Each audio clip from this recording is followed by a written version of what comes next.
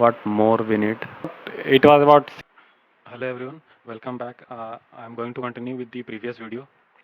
So in previous video we saw that uh, set up web security configurer adapter and security config class, and how we can use authentication entry point and what is the use of this. So in this video, let's start what we need next here. So here we can see that I have specified that what URL does not need any permission for authentication or authorization. All right.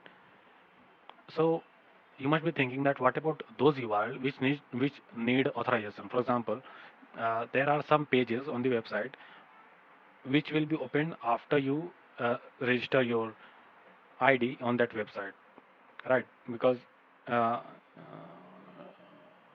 let's take simple example of Amazon and Flipkart.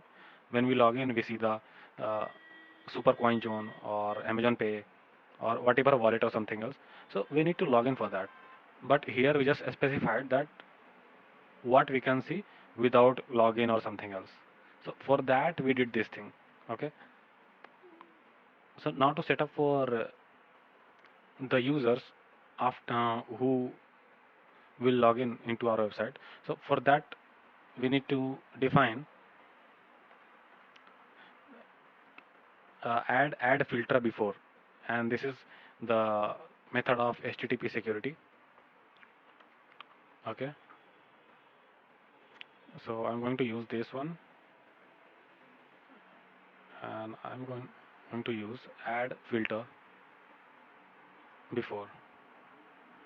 Okay, and let's see what it takes. So here we need a filter and a class. So class is class always will be like username password authentication filter. Okay,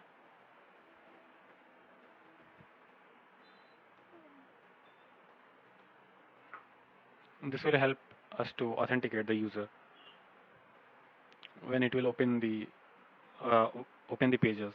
But here we need to write some logics which will help to understand that which user is logged in, and is that user uh, from our website, or he just trying to bypass using some hacking method. So let's just keep this hacking word behind. I mean, let me open a Postman right now. Yeah. So for example, this is for my previous projects that I was working on. Here you can see that I'm passing delete 1038. So here I was deleting the user with by passing his ID. Okay, but only registered user and super user can delete the users, right? Not anyone. Like someone just went into my website and he deleted the data of all the users who have made their ID till now. So it's not good, right? So that's why we need to know that which user is trying to delete it. For that purpose, in headers, we are going to pass content type application.json. It's normal that we use this everywhere. Okay, this content type is like compulsory thing that we need to use. Okay, now there is authorization, and in authorization, we are passing the token with bearer in the beginning. But let me show you what this token really is.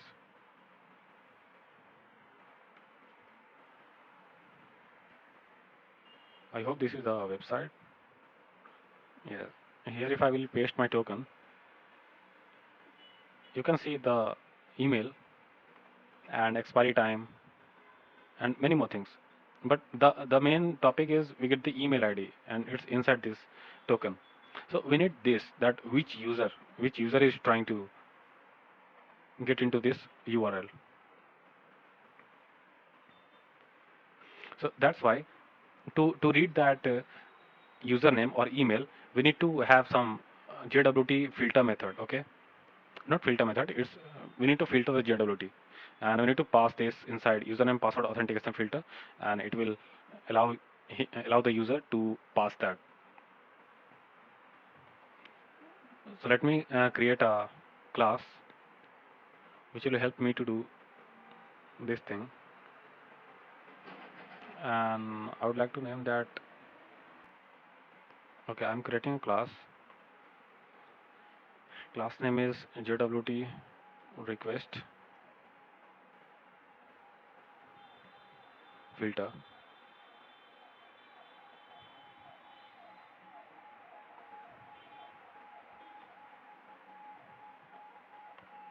And to this class I will extend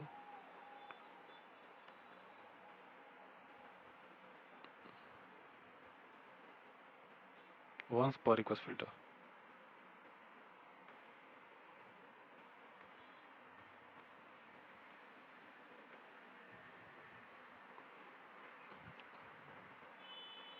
Okay, let me show you how that method came. You can see the error. It's saying that we must inherit the abstract method, and that abstract method is inside this once per request filter class. And this once per request filter class is an abstract class. So we all know that whatever we define in abstract class, and if we use that class, we need to implement all that methods.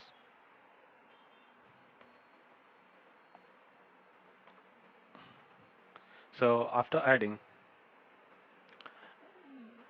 here we need to define that what will be the values that user will give, authorization and bearer with some tokens. Okay,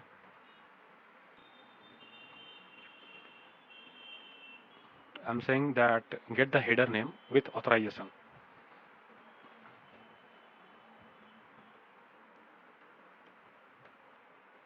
As we saw that we get the username from the tokens, so I'm creating a variable with username null, and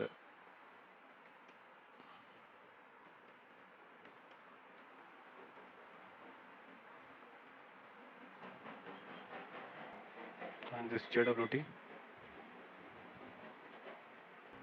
Here I'm saying that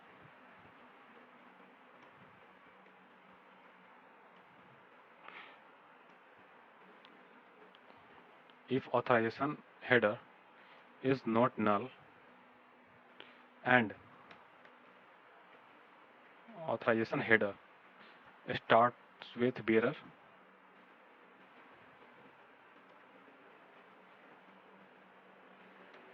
and a space,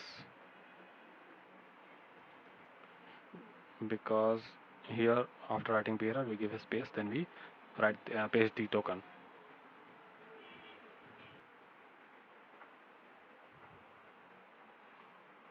And I think I've not used JWT util class, so I need to create a JWT util class.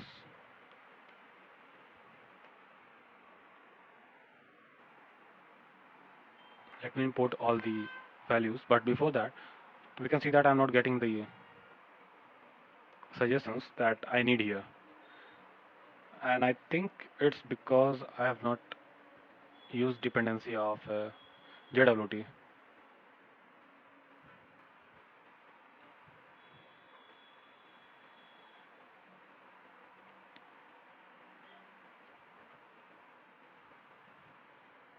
Okay, now you can see that I'm getting the suggestions to.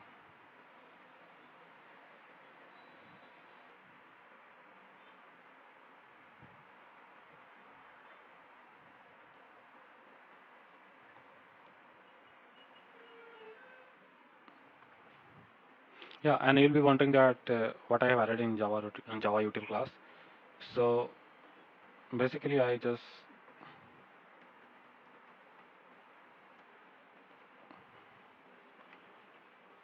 got that from this place, and it works pretty well.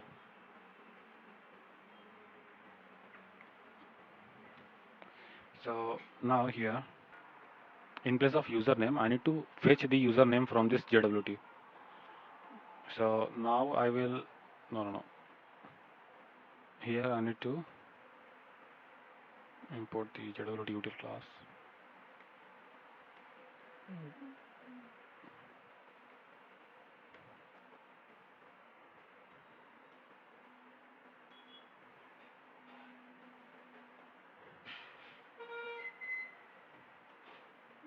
So I made a object of JWT util class